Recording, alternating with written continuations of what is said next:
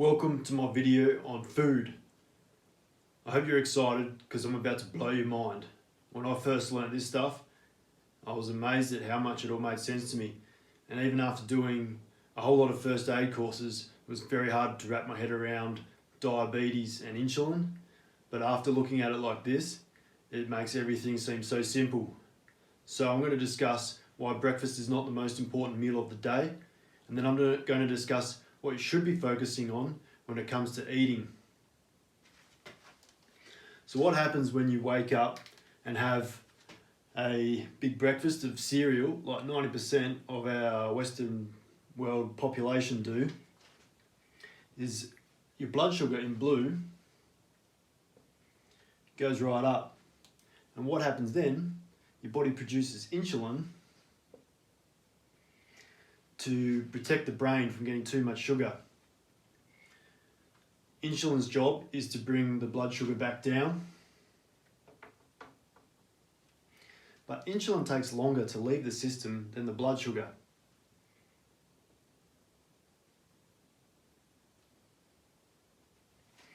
Now, insulin is a storage hormone, so your body is trying to store things, which means it's unable to use stored energy as effectively. So, in this window here, you get tired, weak and hungry. So, you grab a snack. Then your insulin comes back up. And then the blood sugar comes back down. And then you repeat the cycle. You might go through that 3 or 4 times during the day. So from breakfast to bedtime, you've gone through these waves of high sugar, low energy, tired, weak and hungry, and bathing your body in insulin the whole time. Let me explain that further. If this is your bloodstream and sugar's coming in here,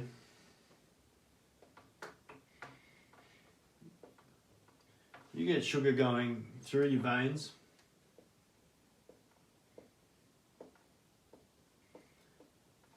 and to your brain. Your brain doesn't want too much sugar, so it produces insulin.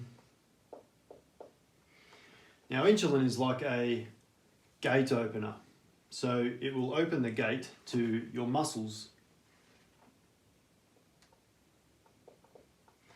which is ideally where you store most of your glycogen. When that fills up, it'll go to your other cells. It'll fill in the fats. And also your liver stores some glycogen. So, having sugar in here is fine. Think of your muscles like a turbo tank, and glycogen or carbs or sugar, all the same thing, are like your turbo energy. So if you don't do any resistance exercise and use your muscles, this tank stays full. And so the sugars that come in fill it up until it overflows. And then any carbs or sugar get stored into your fat cells. And so to avoid that, try not to eat any sugar and do some resistance exercise and start draining your muscle tank ready for more. So what happens if you don't have any sugars for quite some time? There's a storage in your liver that keeps the brain supplied. And so when you wake up in the morning and there's no sugar in your bloodstream, your liver provides your brain with enough glycogen, and also you're in the prime state where you're fasted, there's no insulin in your system, and you're using fats.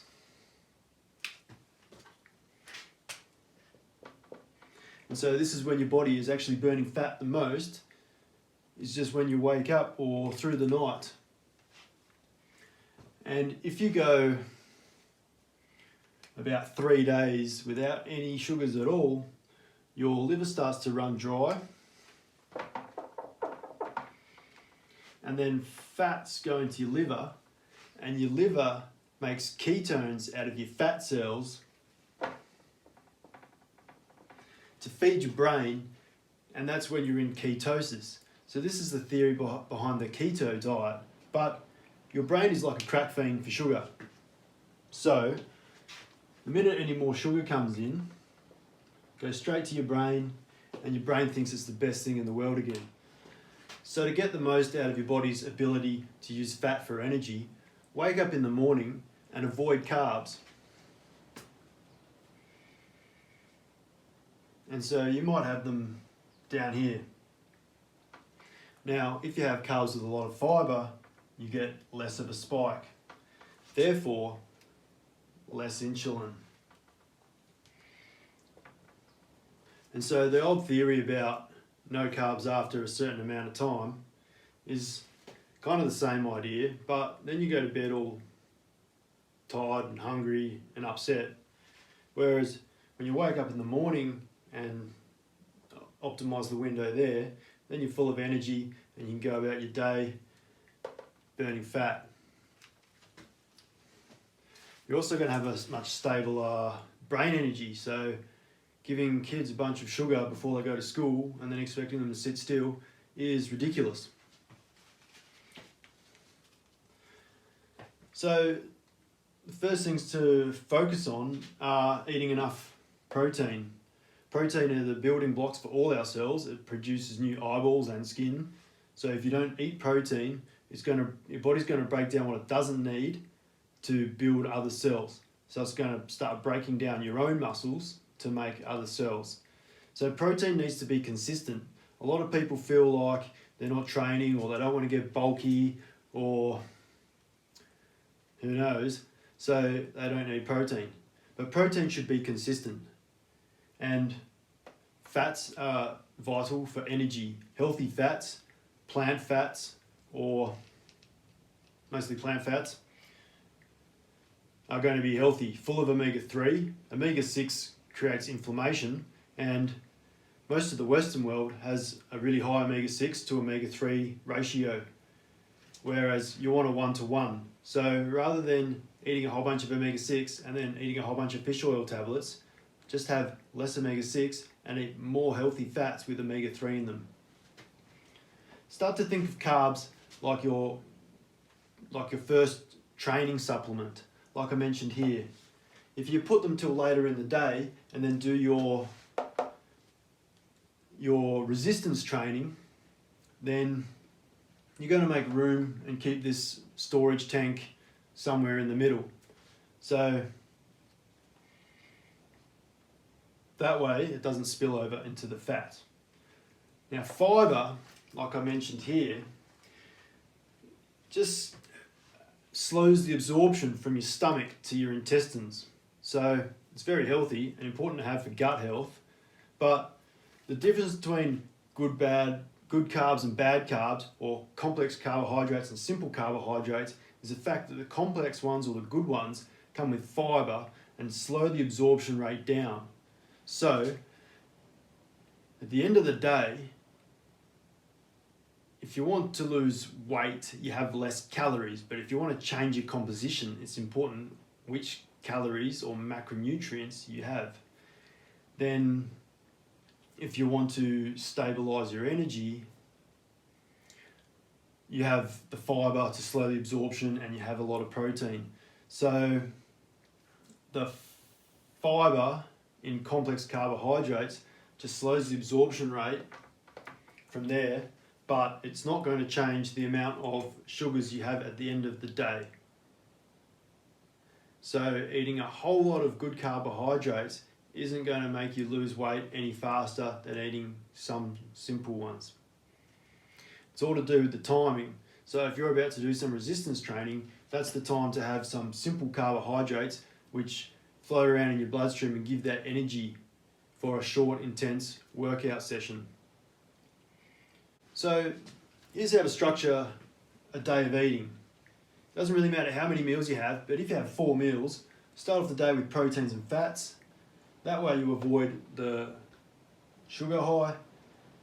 Then 2, 3 and 4, protein, fats, carbs and fibre or greens, same thing, so high fibrous vegetables. Here I have a packet of black beans, hemp seeds and oats to show you the nutrition label. We just use the per 100 grams. So for 100 grams, there's 22 grams of protein, so that's very high. Fat, 2.8, that's very low. And carbohydrates, 38.5 grams. So that's an example of a high carbohydrate protein food. Then we look at the hemp seeds. Per 100 grams, 31.6 grams of protein. And the fats, 50 grams. And carbohydrates, very low at 4.7.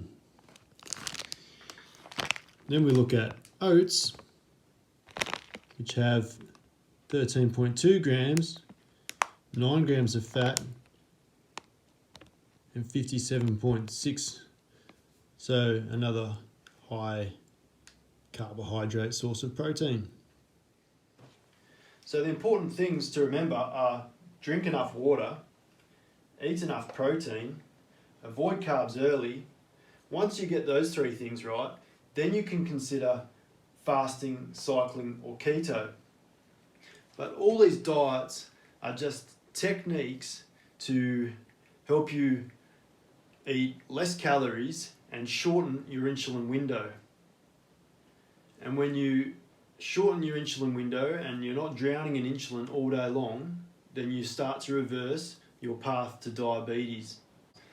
Now, 1 gram of glycogen sitting in your muscle cells attracts 3 grams of water. So when you stop eating carbs for a couple of days, you're going to lose the glycogen in your muscle cells and the 3 grams of water that comes with it. So you'll get a short-term response and you'll lose weight rapidly, which is a whole lot of water weight, and then it stops and you don't know why, and you go, keto was great, but then it stopped working for me. Or I went low carb, I lost a bunch of weight and then it stopped. I had no energy and I felt crap and I didn't know what to do. So that's why. So they're all techniques and they work, but in the end, when things stop working, you need to use the tools to keep lowering your calorie intake. Adjust it a little bit each week, a little bit less each week. You need to get to the end of the week, do your measurements, your scales and your girth measurements, or even your pinches and fat percentage to really understand what's going on. If you don't get the result that you're after, you need to adjust your total amount of calories through the whole week, not just a little stint of starving yourself and feeling like you're going to get great results because you're measuring the amount of suffering to your success, but over the week and making these adjustments. And then if you start with very, very little calories, then you've got nowhere else to go. You're probably not eating enough protein, especially not from whole foods, because they are going to come with either fats or carbs, which means each meal is going to be at least 400 calories. So 4 times is 1600 calories. Now don't be confused. 100 grams of meat, for example, isn't 100 grams of protein. It's about 20% protein. So you get 20 grams of protein. If you look at 20 grams of carbohydrates, both of these you times by 4 to give you your calorie intake. 20 grams of fat, on the other hand, you times by 9,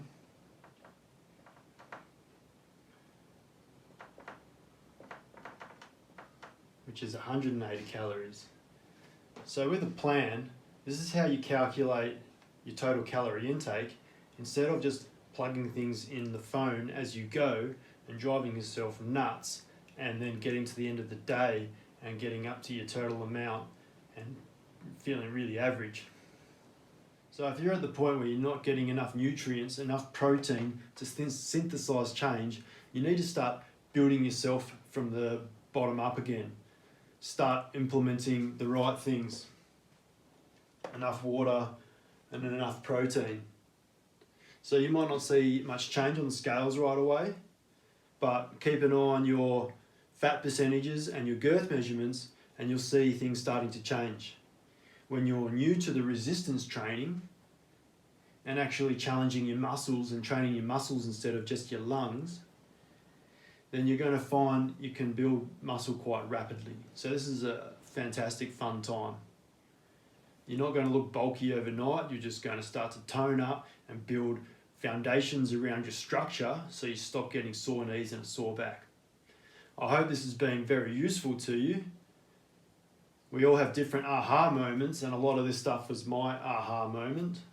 I hope you guys have had a aha moment, because tomorrow we're going to talk about the training that I use to drain the storage tank and build up that foundation to your structure so you stop getting injuries and make room, build your bigger tank to make room so at the end you've got a bigger glycogen store, and then you can get away with eating more cupcakes.